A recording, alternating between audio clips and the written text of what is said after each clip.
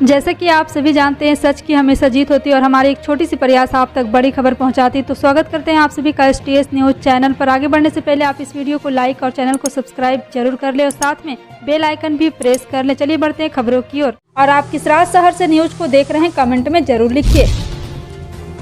त्रिपुरा के मुख्यमंत्री विप्लव कुमार देव ने अपने पद से दिया इस्तीफा। भाजपा के प्रदेश अध्यक्ष डॉक्टर मानिक साहा अब त्रिपुरा के नए मुख्यमंत्री होंगे। विप्लव देव ने इस्तीफे की वजह 2023 में होने वाले त्रिपुरा विधानसभा चुनाव की तैयारियों को बताया है। नए बदलाव के बाद फिलहाल कुछ विधायकों ने अपनी नाराजगी जाहिर की है। मुख्यमंत्री बनाए जाने के बाद डॉक्टर मानिक साहा के लिए चुनौतियां बढ़ेगी, क्योंकि त्रिपुरा में अगले साल विधानसभा चुनाव है।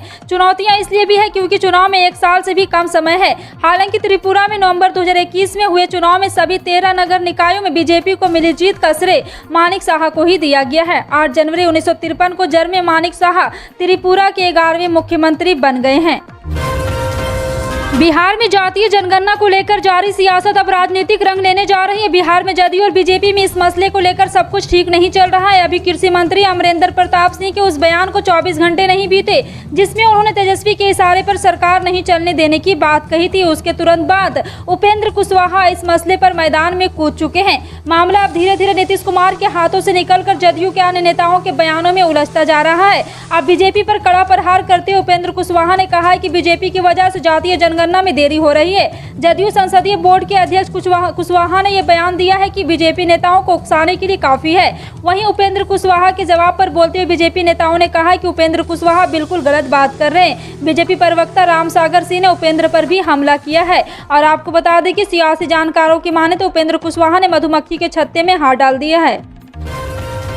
मध्य प्रदेश के सिवनी जिले में 2 आदिवासियों की हत्या मामले में मुख्यमंत्री शिवराज सिंह चौहान ने बड़ा एक्शन लिया है। उन्होंने सिवनी एसपी कुमार प्रतीक को हटाने का निर्देश दिया है। साथ ही घटना वाले इलाके की बादलपार थाना चौकी और कुरई थाने के पूरे स्टाफ को भी हटाने को कहा है। वहीं पूरे मामले की जांच के लिए 3 सदस्यों का विशेष जांच दल बनाने का निर्देश दिया गया है। बता दें कि सिवनी जिले के कुरई थाना इलाके के सिमरिया गाँव में 2 और 3 मई की रात को आदिवासियों की पीट कर हत्या की गई थी।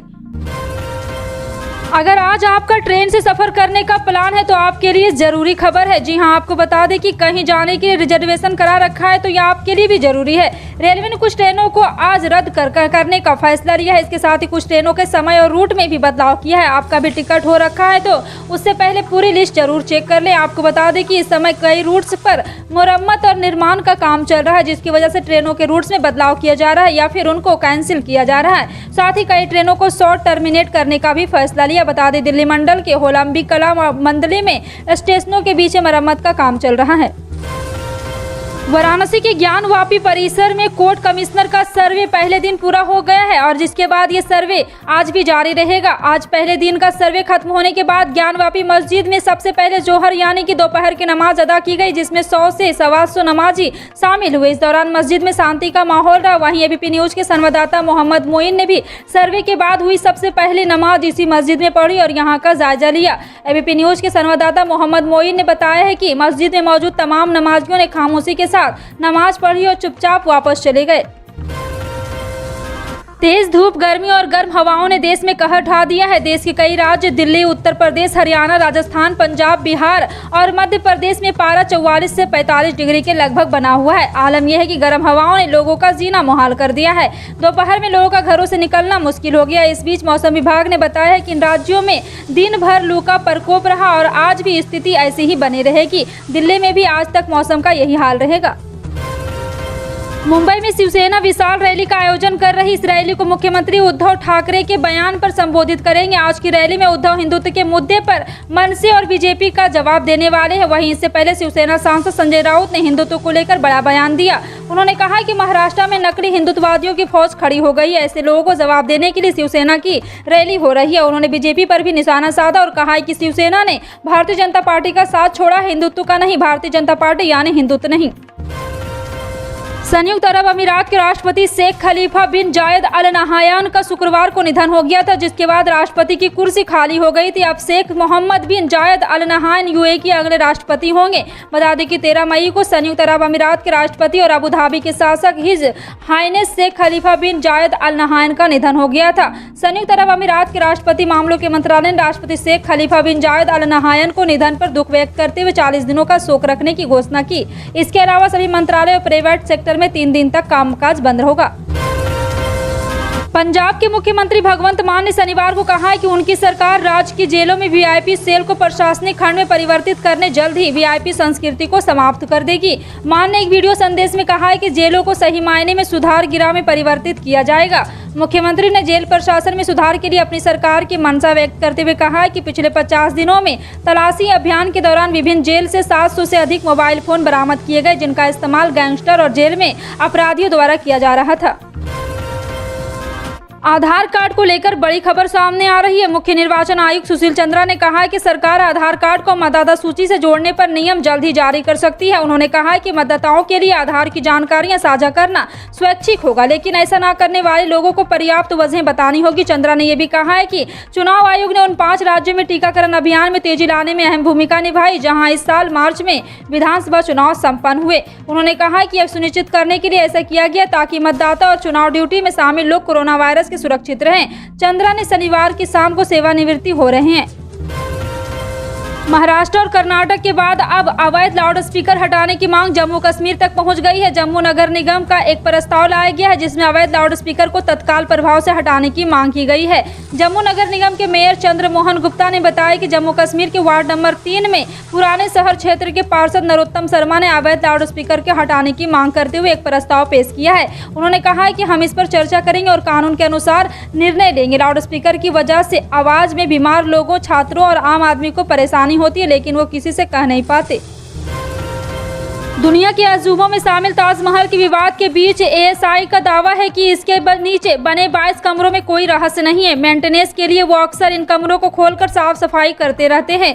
जी हां, आपको बता दें कि आज तक ऐसा कुछ नहीं दिखा जिसे संदेह के दायरे में रखा जाए। ये टिप्पणी अहम है क्योंकि इलाहाबाद हाई कोर्ट ने इन कमरों को खोलने से जुड़ी एक याचिका को खारिज कर दिया है। एएसआई के मुताबिक दिसंबर 2021, जनवरी और फरवरी 2022 में इन कमरों का संरक्षण कार्य किया गया था। इस पर तकरीबन 6 लाख रुपए का खर्च आया था। 2006 से 7 में भी इन तहखानों की मरम्मत की जा चुकी है। उनकी वेबसाइट पर जानकारी भी है। महाराष्ट्र नवनिर्माण सेना यानी कि मनसे के प्रमुख राज ठाकरे 5 जून को अयोध्या में रामलला के दर्शन करने पहुंचेंगे। राज ठाकरे के उत्तर प्रदेश दौरे को लेकर छिड़ी राजनीतिक गहमागहमी के बीच बीजेपी नेता और मुलायम सिंह यादव की छोटी बहू ने मनसे प्रमुख से उत्तर भारतीयों पर अत्याचार न करने का अनुरोध किया है। भारतीय जनता पार्टी के नेता ने ट्वीट कर कहा है कि राज ठाकरे जी, आपका उत्तर प्रदेश में स्वागत है। आप रामलला का दर्शन भी करिए क्योंकि रामलला सबके लिए पूजनीय है, लेकिन मेरा अनुरोध है कि अब आप वापस लौटे तो इस सौगंध के साथ कि आज के बाद उत्तर भारतीयों पर पहले की तरह कोई अभद्र टिप्पणी अथवा किसी तरह का अत्याचार नहीं कीजिए।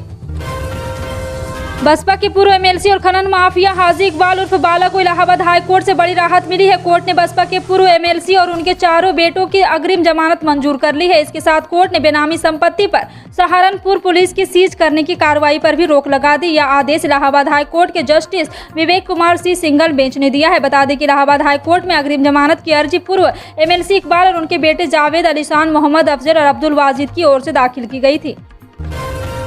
बढ़ती महंगाई के दौर में सरकार ने लोगों को बड़ी राहत देने का फैसला लिया है। अब सरकार लोगों को 3 सिलेंडर मुफ्त में देगी। ये 3 सिलेंडर साल भर में दिए जाएंगे। इससे लोगों को बड़ा आर्थिक लाभ मिलेगा। दरअसल उत्तराखंड मंत्रिमंडल ने बृहस्पतिवार को अंत्योदय कार्ड धारकों को साल में रसोई गैस के 3 सिलेंडर निःशुल्क देने का निर्णय लिया है। मुख्यमंत्री पुष्कर सिंह धामी की अध्यक्षता में देहरादून में हुई राज्य मंत्रिमंडल की बैठक में यह निर्णय किया गया। बैठक के बाद मुख्य सचिव एस संधू ने बताया कि इस निर्णय से प्रदेश के 1,84,142 अंत्योदय कार्ड धारक लाभान्वित होंगे।